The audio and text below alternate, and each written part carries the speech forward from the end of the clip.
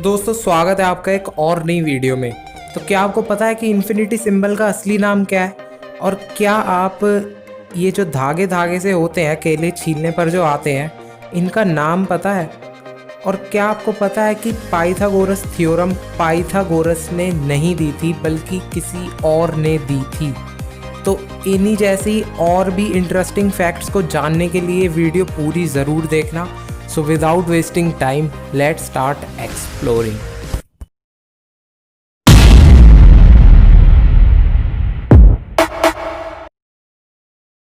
Fact number 10। दोस्तों हम सबको ये बात तो पता ही है कि जब भी हम ज़्यादा ही एक्सरसाइज कर लेते हैं हद से ज़्यादा, तो हाथ पैरों में एक बहुत ही मसल पेन होने लगता है बहुत ज़ोर से, जो कि कुछ दिनों तक तो रहता ही है।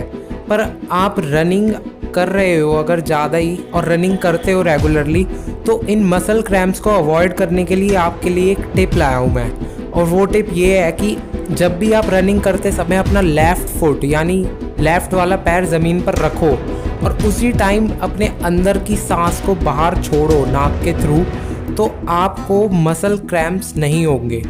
इसके 90% चांसेस हैं कि आपको वो हाथ पैरों में दर्द बिल्कुल भी नहीं होगा। तो आगे से अगर आप रनिंग पर जाओ तो ये टिप ज़रूर ट्राई करना। Fact number 9। दोस्तों ये जो पिक्चर आप अपनी स्क्रीन पर देख रहे हो ना, ये कोई ऑर्डिनरी पिक्चर नहीं है, बल्कि इस पिक्चर का नाम है मोनोग्राम ऑफ अल्फ़ाबेट्स। और ऐसा इसलिए क्योंकि आपको इस पिक्चर के अंदर सारे के सारे अल्फ़ाबेट्स यानी A to Z और सारी की सारी न्यूमेरिकल वैल्यूज़ यानी 0 to 9 देखने को मिल जाएंगी। चाहे तो आप वीडियो को पॉज करके चेक भी कर सकते हो। ABCD से लेकर 0 1 2 3 सब कुछ है इसके अंदर। और इसका नाम मोनोग्राम ऑफ अल्फ़ाबेट्स इसलिए क्योंकि मोनोग्राम मतलब एक ही सिंगल चीज़ के अंदर बहुत सारी चीज़ें ऑक्यूपाई होना, एक बहुत सारी चीज़ें कलेक्टेड होना एक ही चीज़ के अंदर, तो इसीलिए इसका नाम है monogram of alphabets. Fact number 8। दोस्तों क्या आपको पता है कि ये जो केले छीलने पर धागे धागे से आते हैं ना, जो हमें बहुत इरिटेट करते हैं, इनका नाम फ्लोएम बंडल्स होता है। वैसे तो फ्लोएम प्लांट का एक पार्ट होता है जो कि प्लांट के एक पार्ट से, एक ऑर्गन से दूसरे ऑर्गन तक फूड को ट्रांसफ़र करने में हेल्प करता है। पर जब केले के अंदर यही फ्लोएम बहुत सारे हो जाते हैं ना, तो ये मिलकर एक बंडल बना लेते हैं, जो कि बाद में हमें एक धागा मिलता है जो कि बहुत ज़्यादा इरिटेट करते हैं हमें। तो आगे से नाम याद रखना, फ्लोएम बंडल्स। Fact number 7। दोस्तों आपने कहीं ना कहीं ये बात तो सुनी ही होगी, energy can neither be created not destroyed. तो यही बात से रिलेटेड एक फैक्ट मैं आज आपको बता रहा हूँ। फैक्ट ये है कि अगर हमारी अर्थ से 65 मिलियन लाइट ईयर्स दूर से कोई आदमी हमारी अर्थ की तरफ देख रहा होगा, तो उस आदमी को हम नॉर्मल ह्यूमन बीइंग्स नहीं दिखेंगे, बल्कि उस आदमी को डायनासोर्स दिखेंगे। जी हाँ, डायनासोर्स।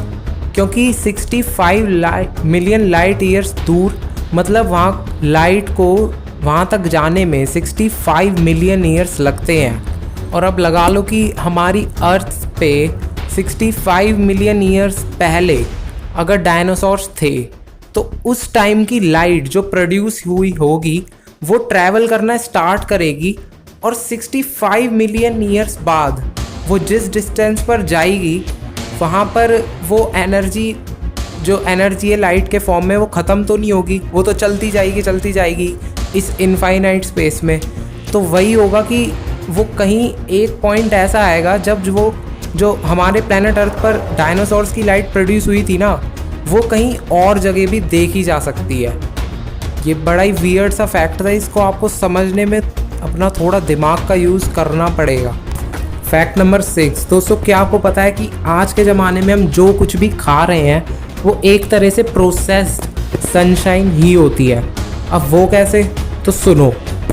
लाइट का, एनर्जी का मेन सोर्स है सन और उसकी लाइट। जब सन की लाइट हमारी अर्थ पर आती है तो वो सबसे पहले प्लांट्स के द्वारा फोटोसिंथेसिस के प्रोसेस की वजह से फूड में चेंज हो जाती है ड्यू टू केमिकल चेंजेस, और वही फूड हम इंसान खाते हैं। कई वेजिटेरियन डायरेक्ट प्लांट्स को ही खाते हैं, जैसे कॉलीफ्लावर, कैबेज वगैरह को, और कई नॉन वेजिटेरियन लोग खाते हैं भेड़ बकरी मुर्गे वगैरह को, पर उन भेड़ बकरियों ने भी कभी तो प्लांट्स को खाया ही होगा, क्योंकि भेड़ बकरी तो वेजिटेरियन ही है।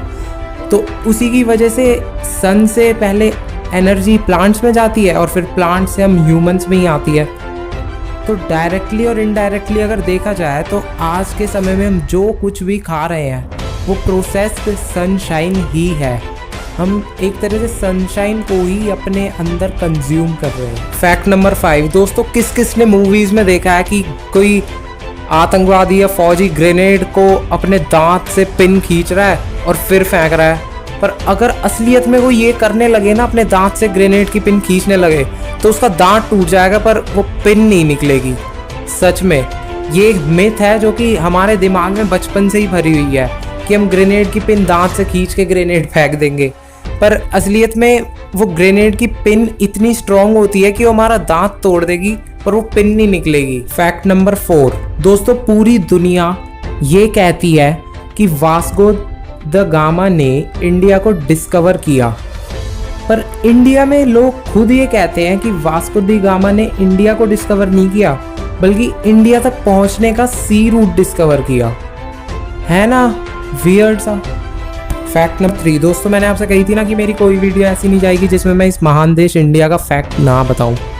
तो अब एक और फैक्ट सुनो। क्या आपको पता है कि पाइथागोरस थ्योरम पाइथागोरस ने नहीं दी थी, बल्कि इंडिया के ही एक बहुत महान मैथमेटिशियन और साइंटिस्ट बुद्धायना ने उसका कंसेप्ट उनसे भी कई साल पहले दे दिया था।